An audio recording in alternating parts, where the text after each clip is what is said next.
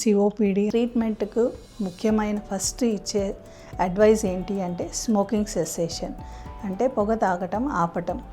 Smoking cessation is the main point. అది కాకుండా జబ్బు లక్షణాలను తగ్గించడానికి బ్రాంకోడైలేటర్స్ ఇస్తాము. ఇవి పీల్చే మందుల రూపంగా ఇస్తాము, అంటే ఇన్హేలర్స్ అంటారు.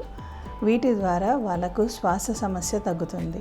ఇది కాకుండా కొందరిలో యాంటీ ఇన్ఫ్లమేటరీ డ్రగ్స్ కూడా ఇస్తాము, లైక్ స్టెరాయిడ్స్ ఇస్తాము.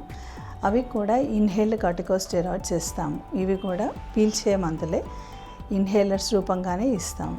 కొందరిలో తీవ్రత ఎక్కువ ఉన్న వాళ్ళలో అయితే మేము సర్జికల్ ఇంటర్వెన్షన్స్ కూడా అడ్వైస్ చేస్తాము, లైక్ లోబెక్టమీస్ కానీ ఇంకా వివిధ రకాలైన సర్జికల్ ఇంటర్వెన్షన్స్ ఉంటాయి, వాటి పరంగా కూడా వెళ్ళచ్చు. ఎండ్ స్టేజ్లో ఉండే వాళ్ళకైతే లంగ్ ట్రాన్స్ప్లాంట్ కూడా అడ్వైస్ చేస్తాం. ఇవి కాకుండా పేషెంట్ యొక్క క్వాలిటీ ఆఫ్ లైఫ్ పెంచడానికి పల్మనరీ రీహాబిలిటేషన్ అంటాం. ఈ పల్మనరీ రీహాబిలిటేషన్లో గాలి తీసుకోవటానికి హెల్ప్ చేసే ఊపిరితిత్తుల యొక్క కండరాలకి శక్తి పెంచడానికి ఎక్సర్సైజెస్ చేయిస్తారు.